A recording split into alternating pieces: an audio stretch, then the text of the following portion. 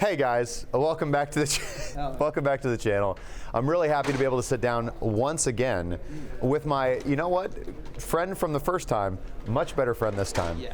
My friend Cap from Particle. Cap, thank you so much. Good to see you, my friend. Good to see you too, man. So, listen, in real time, because we are live streaming this, it's a little different. So in real time, people have not actually seen the previous interview, right? Because we haven't put it on the internet. Yeah. But in the future, this interview will come out after the previous one, so they will be familiar with you. So, yeah, see what I'm saying? So we're just going to assume that the viewers we're just going to assume they know what Particle is and who you are. But super quick, man, just tell. Okay. So my name's Dr. Kapil. No, it is really Dr. Kapil. Amarasinghe. Cap. Call me Cap. I'm one of the ambassadors for the Particle project. It's a e-commerce platform that basically allows you to buy and sell goods online with no logins, no sign-ups, and no personal information required ever. All you need to do when you're doing your buying and selling is just give a shipping address. That's it. And we've basically built this platform in such a way that it's completely safe, secure, fully anonymous, and we solve every single problem relating to, governance, bad actors, reputation, not background noise, unfortunately. Not background noise. Yeah. Haven't put that on the blockchain yet. Oh God, yeah.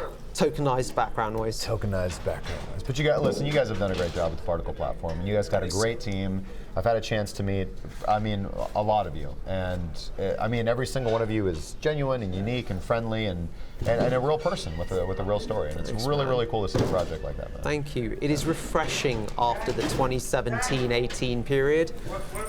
Oh God. And so many, it's.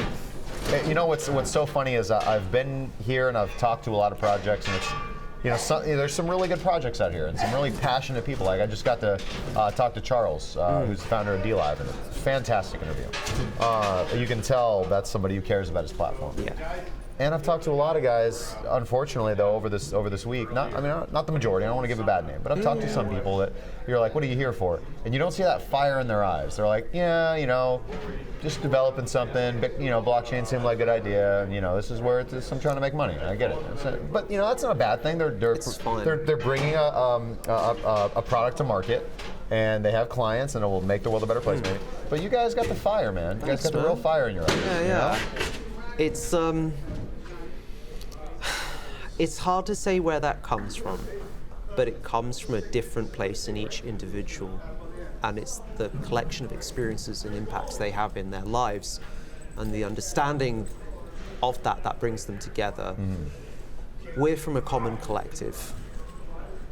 We believe in the same things without even knowing it, and we learnt them over time through our own hardships and experiences. Believe me, I was an asshole, a huge asshole at one point in my life, and I had to do a lot of unlearning of bad shit. Yeah. You pick up some very, I was thinking about the concept of parenting as I'm saying this. Your parents do the best job they can for you, but the best job you can do for yourself is to travel around and see what life is like and get as many experiences as possible. If you can see how the world works by throwing yourself into as many different places without necessarily any preconceived notions of how they are or how they should be, but just to see them for how they are and why they are, and to just listen to them. And there are so many stories and experiences that you can learn that could really make a change in your life if you're willing to, you know what I mean? Yeah, I do. And I believe that. I grew up lower the economic spectrum, and I had good parents, man. I had good parents, and they did the best they could for me. But it wasn't until I was a little asshole, man. I really was, dude. It wasn't until I got out and I traveled around the United States. I graduated high school early. I dropped out of college, went back, ended up finishing my degree, but I dropped out to travel and do what I wanted. And that's how I became who I ultimately am today, man. You see things from a different perspective. And every time I go on a journey or go on an adventure or go on a trip, you can ask anybody that I travel with or hang out with. I just go up to people and I talk and I engage and I'm interested, and I'm definitely the guy where people, I guess as guys are like, just go talk to that person. yeah, I'm already there. Like, you know, talking to them and them and them and them and them and them. I'm just interested, you know. And so it's people, man. Dude, I get it. Any job or any way you can make your life where you just get to listen to people and hear about and learn about them, that's the way you learn about the world. That's actually the way you learn about everything.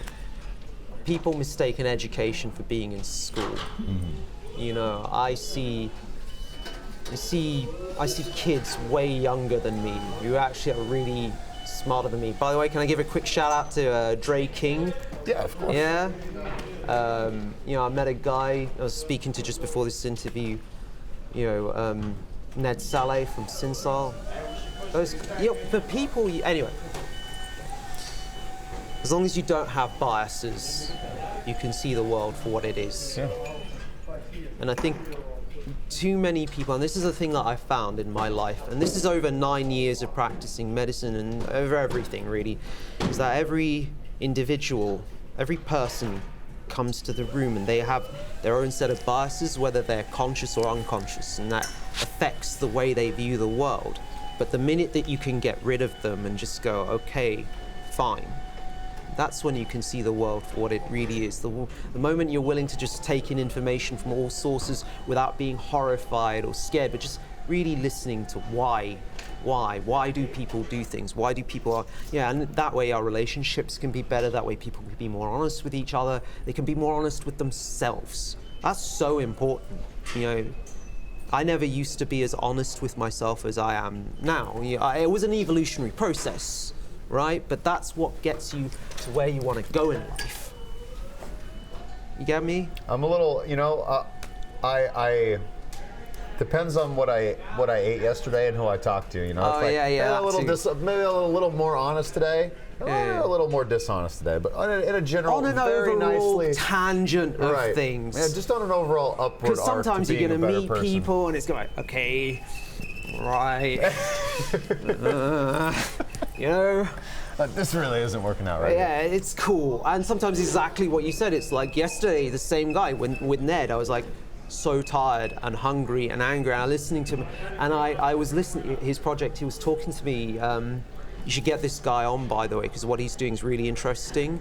So it's oh man, I don't even want to spy. I wish he was here because I'd just get him on. Yeah. You should do an interview with him. Ned from Stinsal, just find this guy, I'll get you in touch. I'm actually going to join his advisory. Yeah, I'd love to, man. Make sure to give me some contact information. We'll see if we can do something remotely. What they're doing, I think, if you listen to them, I think that could really revolutionize medical research. Everything medical. I don't want to get too much into details, but what he's doing is fascinating. But yesterday, I was speaking to him, and I was tired, hangry, and it was one of those things where, you know, you just said something and you latch onto it and you let all your butt and then you go, and actually I slept on it. And I was like, actually, if you think about everything he said as a whole, you know, because sometimes you'll just listen to an entire conversation. So I met him on 3 occasions, so just now, yesterday, day before that, right? So the first time I heard his whole project, it was like, wow. And the second time I got caught up on a detail and it almost put me off, right? But then I said to him, you know what? I am hungry and I am tired, and you're right, I am. And I went to sleep.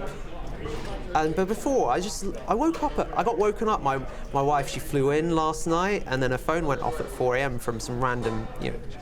Anyway, I woke up. I was like, because you sleep, and it's like, I was thinking, you know what? I really like this project. I think it could work, and I was like, okay, now when I approach you, I'm just gonna listen.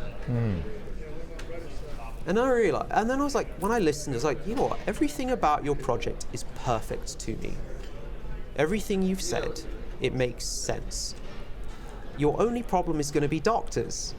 Or funnily enough, for a healthcare project with massive healthcare implications, his only problem is going to be doctors. You were making the music go off of me, your man, like, you are so beautiful to me. But the doctors are holding it back. Why? So, you're gonna have to. Or will. I don't want to. They will. Not all of them, some of them. So the way they've been trained to see medicine, and listen, you know, most doctors, they don't understand economics, they don't understand blockchain, they don't understand AI. I'm talking specifically about healthcare doctors, not PhDs, right? Right. But most medical doctors, they're not polymaths. They just really understand their thing. It's why you've got specialties in medicine, microbiology, immunology, renal, endocrinology. You name a system, there's a specialist in that field, right? So they're just really deeply into their thing. But you ask most doctors about other stuff, they don't know about it. Economics, politics, environmentalism, humanitarianism. Pretty much. And the thing is, it's a shame, because they're smart people at the end of the day, but the lifestyles they lead, the way they've been boxed in, it's a bit complex, but so if you look at the UK, the working conditions there, if you were, can I tell you a few honest things about me, right? Yeah, of course. I'm happy. So oh man, my workplace may hate me for this after, but I'll just be up front. Let's get them. All right, well, so I work in the UK, right? I'm not going to name my hospital, but if you look me up, you're going to figure it out anyway. Now, eventually, they're going to hear all this, right? So I'm just going to be really upfront. In the UK, I work full-time as an A&E doctor. I'm a specialty doctor, and what that means, the role that I have in my department, okay, not quite a consultant, which is the highest level. Okay. I'm kind of a step below that, is in like this nebulous in between, where a lot of the consultants respect my level of clinical knowledge highly, okay? Won't go into the full details. I've actually worked longer than some of the very junior consultants. I took a very odd path to get to where I am, so I'm here. Now, to give you an idea of my level, at night time, I'm the guy that can be literally put in charge of the shop floor after the consultants have left. So between, say, the hours of 2 a.m. and 8 a.m., which used to be a quiet period, by the way, but nowadays can be a very busy period, So really, in order to do that job, you need to have... Especially during San Francisco Blockchain Week. I mean, these crypto kids are just crazy, man. They're just up to all hours of the night with their ping pong and their... Yeah, and they're free dudes, man, those blockchain parties, free, everything, open, everything. You'll never get that at a medical conference. This should be the incentive for doctors to sit up and take notice. You get the best of everything here. Yeah, you really do. You have the best minds. I'm not knocking you guys, right? And honestly, you have all of those problems that you wanted to solve if you're a healthcare doctor, all the social problems that you see. Every solution that you're potentially, every time you've ever felt, I really wanted to change something, but I don't feel empowered or I feel powerless because of the circumstances that have been thrown into me. So let me put this to you, right? If I work full-time in the NHS as an A&E doctor at that level of seniority where they'd leave me to run the department, i.e. at night time as a senior clinician consultant, I'd phone him if there's a real problem. That's usually the decision making. I'm good enough, I don't ever need to, So if I'm that, and this is accident and emergency medicine, ER, Holby City in the UK, that stuff. You've got resus units that are constantly full. You've got a 6-bay resus. Resus, by the way, sickest patients, the people are practically at death's door. Half the time you're spending, you're trying to manage 8 patients, and then you got more in a 6-bed resus, and you got, they pay me like, what, the equivalent of $70,000 per year? No offense, I mean, if you look at economic consensus and the sense of inequality or the sense of jadedness, because 10-hour shifts, 48 hours a week, but it's add the commutes in, all this stuff, and you never see your family, you're always working irregular hours, one day you're working 10 a.m. to 6 a.m., the other day you're working 12 midday to, you get what I mean? Yeah. So you're constant, so you're in this situation where you don't have time for anything, you just have time for your job. Yeah. If you're a trainee, you're then being moved from hospital to hospital for about 5 years, right? Educate yourself, you can't better yourself, you can't. It's hard to get outside your box because you're so boxed into what you're doing. And then after you finish that, you're so used to it, you kind of patterned yourself from a behavioral point of view, so then you go down your specialty route and yada yada. It's so easy to become isolated. You know what I mean? I feel that's the thing that happens to people in all layers of life. We all just become isolated. You know, we can self-isolate. It's something we have to perpetually be aware of. And it goes back to the beginning of what I'm saying. You know, we think we're smart, but we're not. You can only ever, you get what I mean? I was about to say, we can only ever truly be smart when we think we're stupid. Right. But not quite, you know what I mean? I think it's more like, well, I don't know if this is, it seems like, you know, I know this isn't true at all times, but I've always thought like often, you know, it's often, you know, you find the solution for the problem you're trying to solve when you're not actively looking for it, right? Yeah. And when you're actively looking for it, all you tend to find are dead ends. That's exactly how I came into blockchain, by the way. Yeah. I wasn't looking for it. It literally showed up in my Google News feed, like an article on Ethereum by Varuni Vera. She wrote one in Vox 2016, and I had experiences of doing business and stuff before, but I recognized the value potentially of an ecosystem like that. And Thank you, Ben. you know, as you said, that's completely true, on point.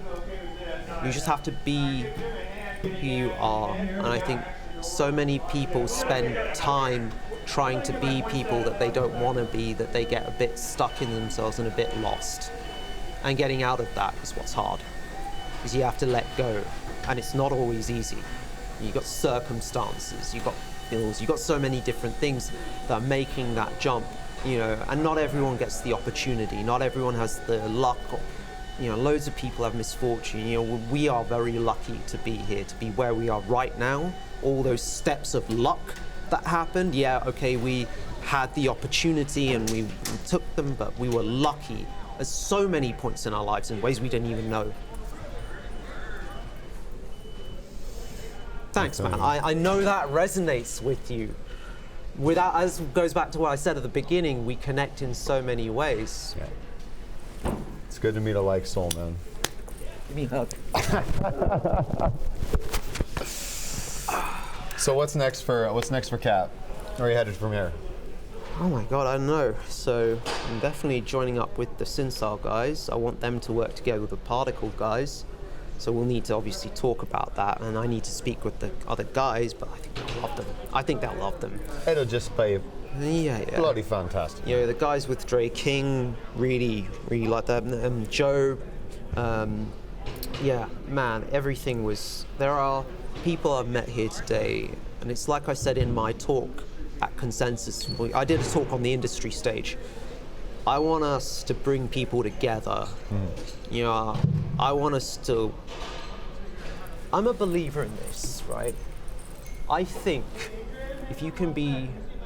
There are two ways of looking at the world, right? I believe you can be truly successful if you are selfless. It's hard. It's harder than being. It's really hard. It's harder than being selfish. It is easy to be. It can be easy-ish to be selfish, and there are plenty of people in the world. There is. Being selfless and successful is hard. You ultimately have to keep doing it because that's. Is it fair to say that's where the truest happiness lies? I don't know. It's always there's always uncertainty at every stage. I always thought that I'm the happiest when I'm doing a task well that I'm really good at. Yeah. You know? Or when I get a lot of pleasure from seeing, I think this is why people like streaming so much, right? Like gaming, streaming, and all other kind of streaming. You know, like a lot of people from our generation, you know, we're like, oh, why do these kids want to watch people watch video games, blah, blah.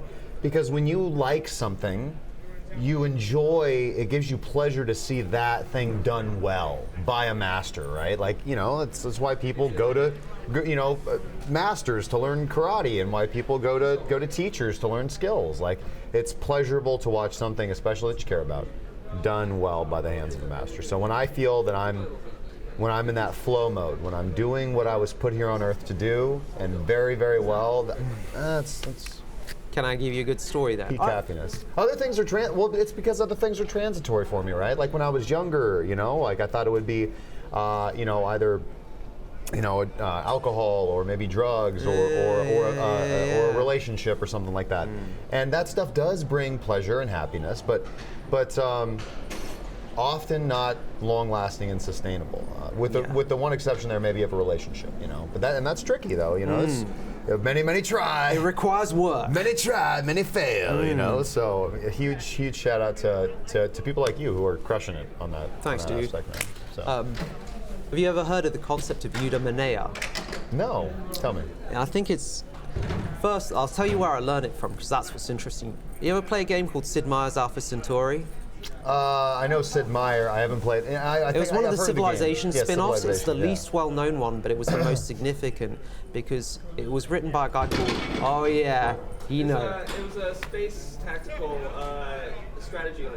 Yeah. Yeah, I played it. I love it. It's one of the most significant games. It shaped me. I've played it 3 times in 3 different eras of my life. The last time I played it was about 6 months ago, and it was at that time I was playing it because I was, you pick a faction and each has its own ideology, but there's an underlying narrative built into the tech tree that doesn't exist in the standard Civilization games. So when you play it, it was written by Brian Reynolds, who's he studied philosophy at Cambridge, I think. Anyway, this guy, he basically wrote a narrative into the Civilization game, into this version of Civilization, where you explore future tech and its social and moral and ethical implications. This isn't in the regular Civ games. This is the Civ game to play. Is the cutting edge. Yeah.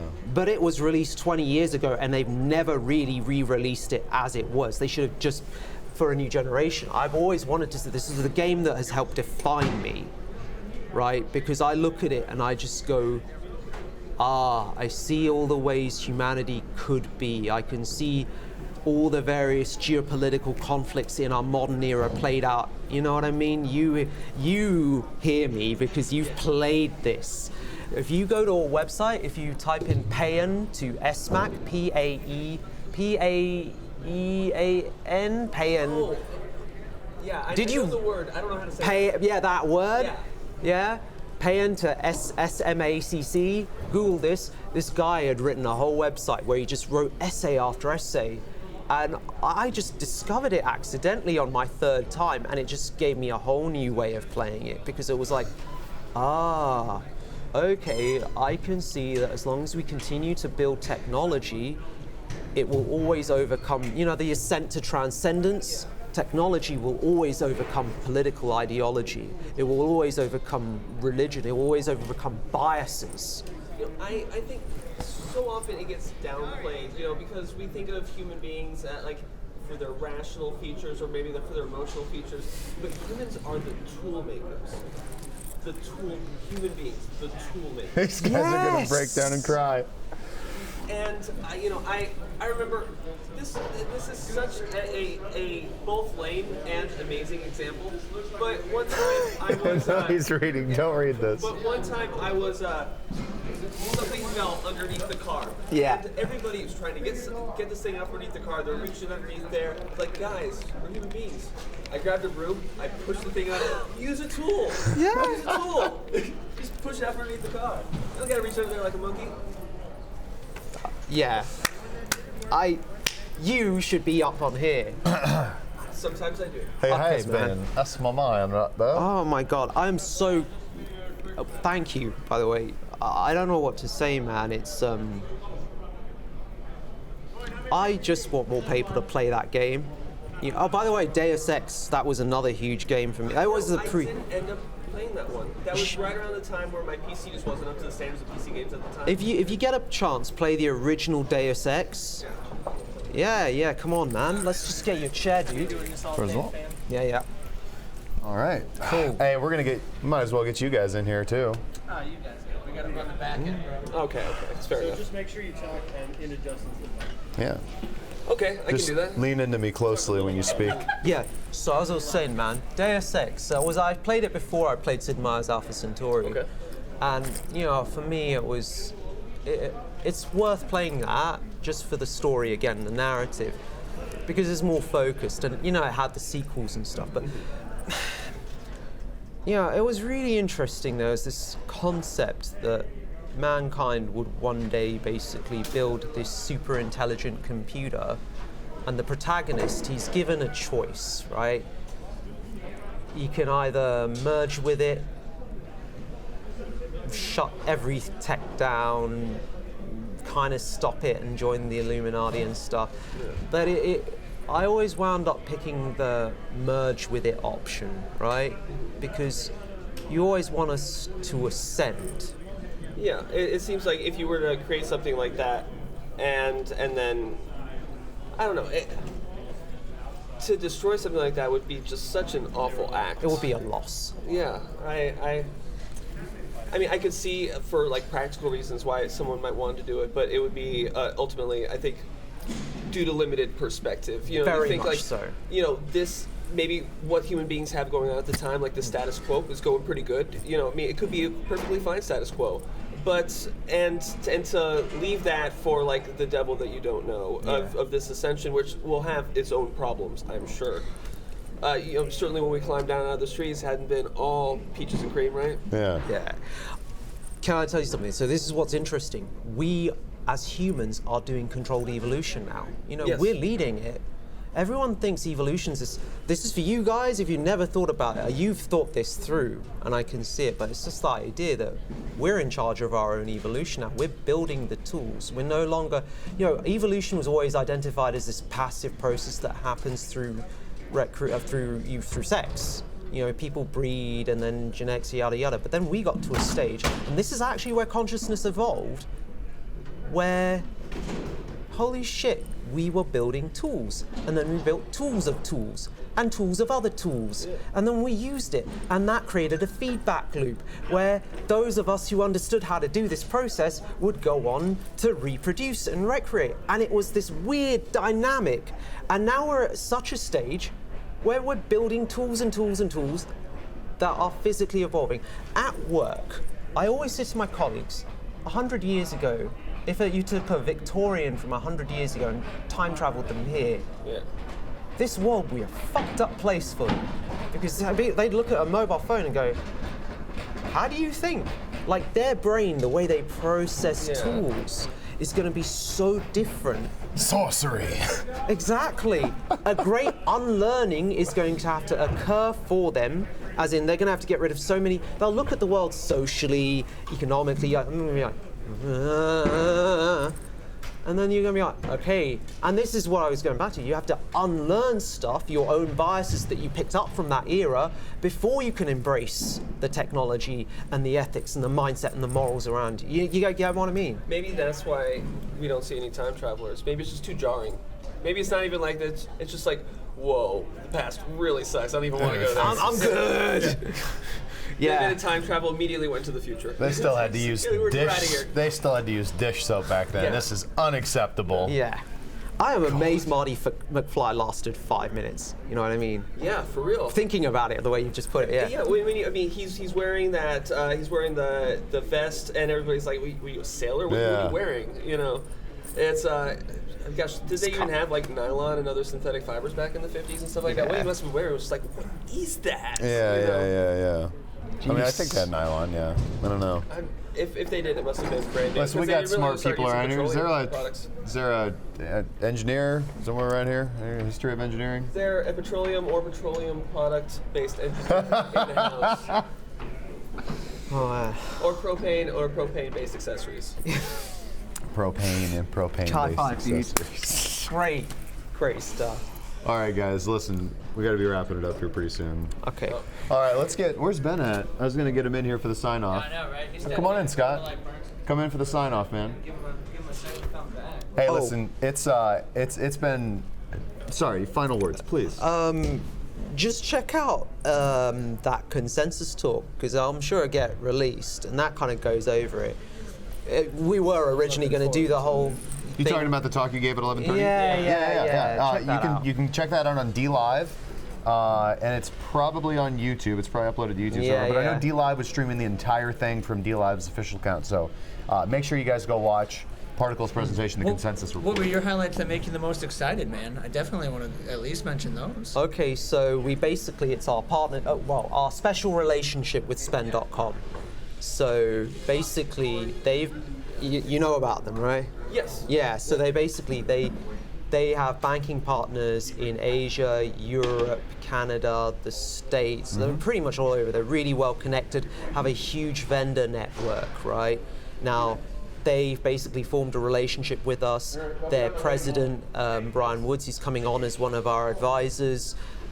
They would like to use us, they'd like to use a lot of our services and integrate them into their platform. So they basically got a debit and credit card banking facilities where you can hold multiple cryptocurrencies and multiple fiat currencies in one card, effectively your account, and then you can interchange between them in your card.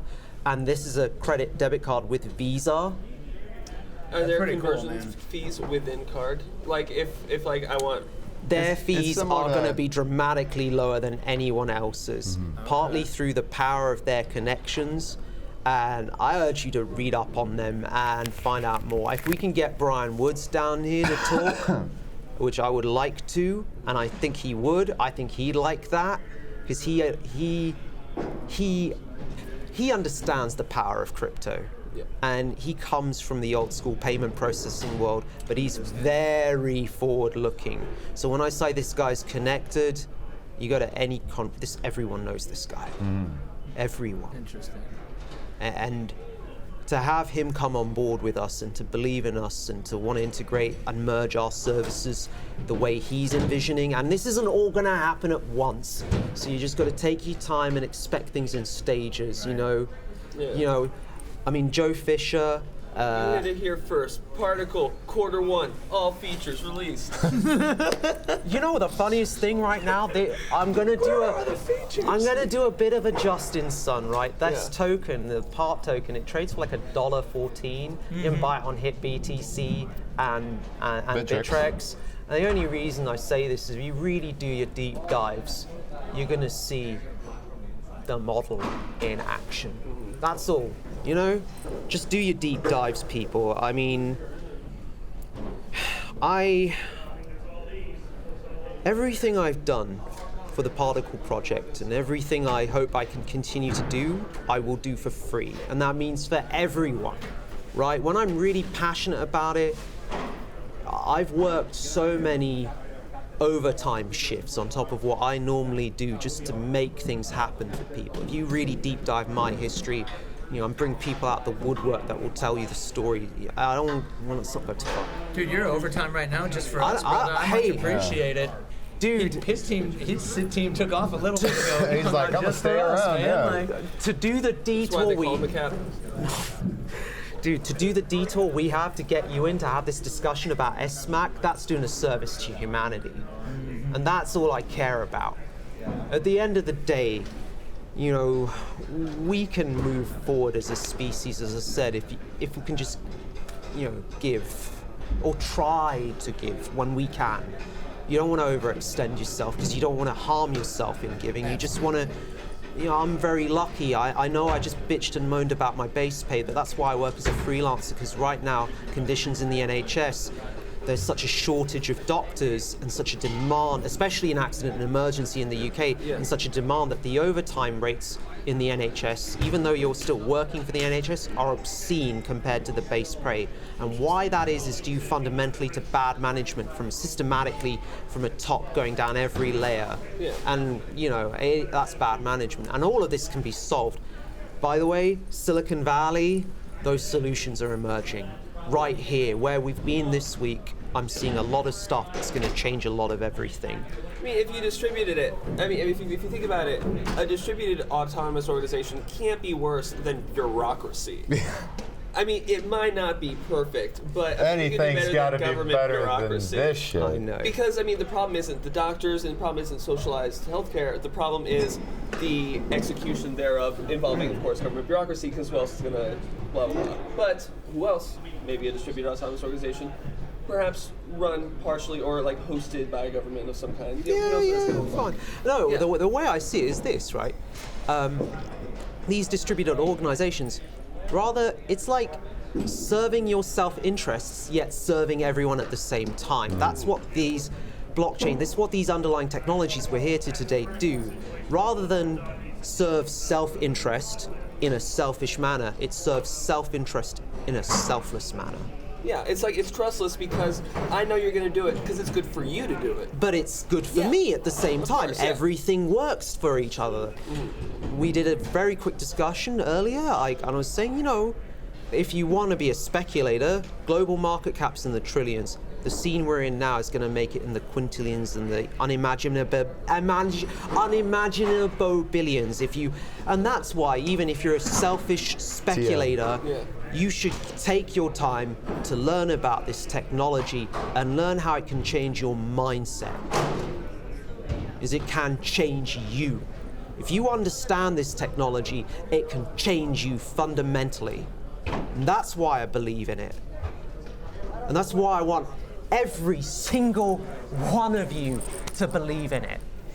You know, when Elizabeth Holmes, head of Theranos, said, "I'll change the world," she's bullshitting, right? Yeah. Yeah. This is a scene. I don't get paid by the Particle Foundation. Let me make that super clear. If anything, I paid them when I bought the part tokens and became a speculator. But if I'm out here paying for my own flights, okay, not the Airbnb, they Not the cover it. Airbnb, but the- yeah. But if I'm out here and I'm volunteering my free time for their organization, that means something works. And I mean not just me, I mean everyone that was here with me today. And they're like, you'll find you guys. Everyone that comes here, they're doing it out of passion. You think about that. What can make people do that? Learn about, understand. Psilocybin. Yeah.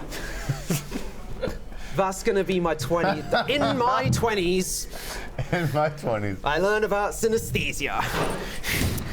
That's a good place to end, man. A strong call. See you Cap, later, thank you so everybody. much, man. No worries, dudes. Shout out to you and Particle, my man Scott, Particle. Alex, Love you, Ben, dude. Shout out to the man behind the Erlof. scene. Oh yeah. Without Erlof and Yeah. Gloria. Erlof and Gloria were also amazing people. Without them, Dude, the whole team. we wouldn't be here. Thank you so much, Team Thank you, Particle. everyone. Team Particle. Cheers, guys. Have a great night. Trade safely. All right.